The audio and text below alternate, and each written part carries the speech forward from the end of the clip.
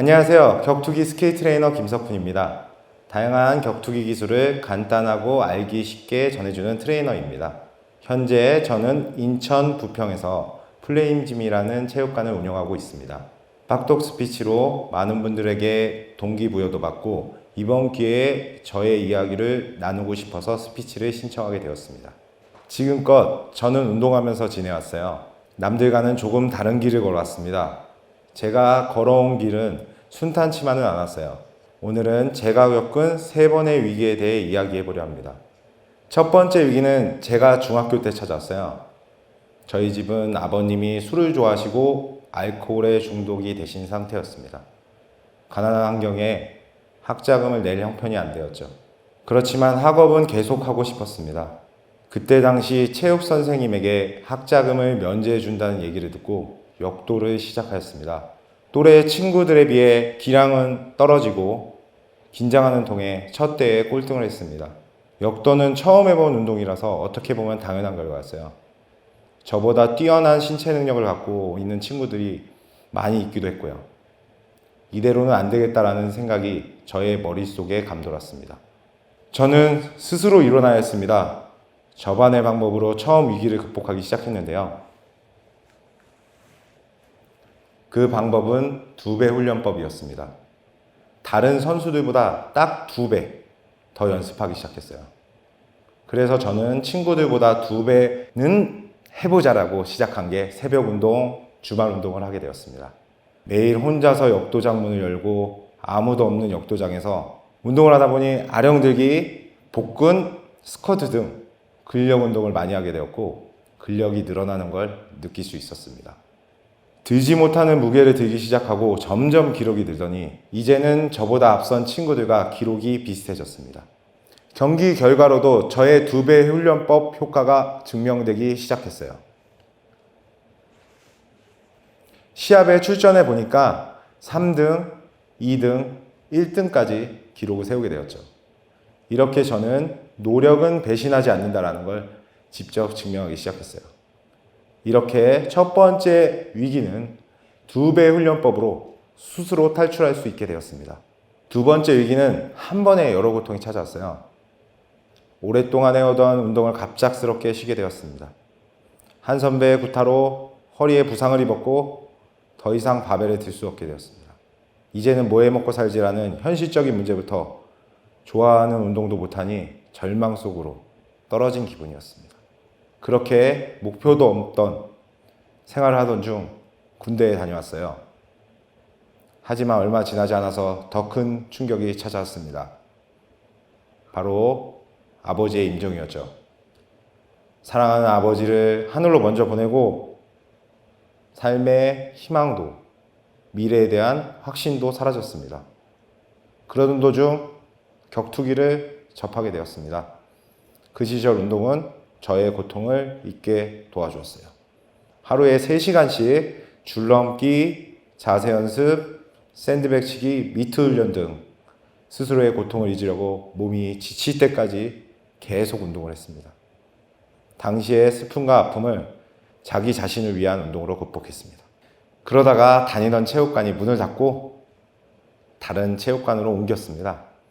그곳에서 또 다른 기회가 찾았습니다.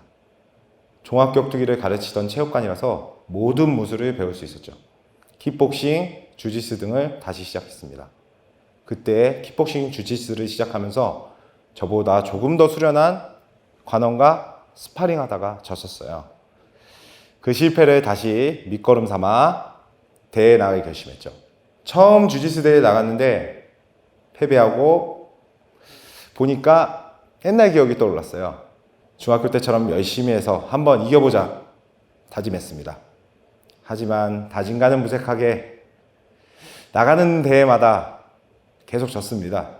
경기 준비 과정을 복귀해 보니까 스스로의 발전보다는 무조건 이기기 위해서 준비했던 게 오히려 패배를 불러왔던 것 같습니다. 계속 지는 자신에게도 화가 났어요. 주변에서도 또 지네 라는 말에 상처도 받았습니다. 그래서 저는 이번에는 보여주자 라는 다짐 대신 나는 할 수 있다 라는 마음가짐으로 훈련에 매진했습니다. 당시 하던 일도 그만두고 오전에는 근력 운동, 밤 시간에는 주짓수 훈련을 이어갔습니다. 체육관에 거의 살다시피 했죠. 그리고 노력의 결실인가요? 다시 나간 주짓수 대회에서 제일 치열한 체급인 76kg급에서 32명 중에 우승을 차지하게 되었습니다. 노력에 대한 보상을 제대로 받은 기분이었습니다. 그날은 무려 7연승을 했습니다. 스스로에게도 굉장히 놀랐습니다. 이후 주짓수 대회 입상도 여러 번 했고 MMA 프로 선수까지 해봤습니다. 그때부터 마음을 먹었죠. 노력하면 안 되는 게 없구나. 나는 또 할 수 있다. 스스로를 믿자. 하지만 긍정적으로 마음 먹는다고 인생이 술술 잘 풀리면서 모든 게 잘 되는 건 아니더라고요. 의도치 않은 오해를 받아 체육관에 퇴출당하면서 또 방황하며 체육관을 바꾸면서 코치, 선수 생활을 이어갔습니다. 부상은 입었지만 생활을 이어나가야 했기에 1년 동안 쉬지 않고 수업을 진행하면서 모은 돈으로 드디어 체육관을 오픈하게 되었습니다. 힘든 순간도 너무 많았지만 자기 자신을 끝까지 믿었기에 개인 체육관을 열 수 있게 되었던 것 같습니다. 그러나 또다시 위기가 찾아왔습니다. 바로 현재 진행 중인 세 번째 위기인데요. 잘 되던 체육관이 2년 반이 되자 코로나19와 개인 사정으로 매출이 하락했습니다. 뜻하지 않은 위기 상황 속에 너무 힘들고 지쳤습니다. 이 상황이 나에게 일어나는 게 믿기지 않았죠. 그때 같이 운동하신 한 분이 책을 읽고 고민을 노트에 적어보라고 조언해 주셨어요. 마지막으로 지푸라기라도 잡는 심정으로 심리학, 철학, 경제책 등을 읽기 시작했어요. 그때부터 책에서 배운 성공 공식을 적용하기 위해 빡독과 함께 마인드 컨트롤을 하고 있습니다. 이렇게 쭉 말씀드리면서 제 인생을 돌아보니 저는 항상 넘어졌지만 또다시 시작하고 노력해왔습니다. 대중 스피치를 한다고 이미 성과를 이루거나 성공한 분들의 이야기가 많은데 저는 성과를 내었다고 할 수 없고 여전히 시도와 실패를 반복하는 성장 진행 중입니다. 하지만 저는 포기하지 않고 계속 나아가려 합니다. 앞으로도 누가 알아주지 않더라도 스스로의 길을 걸어갈 겁니다. 지금껏 인생 속 위기를 극복했던 것처럼요.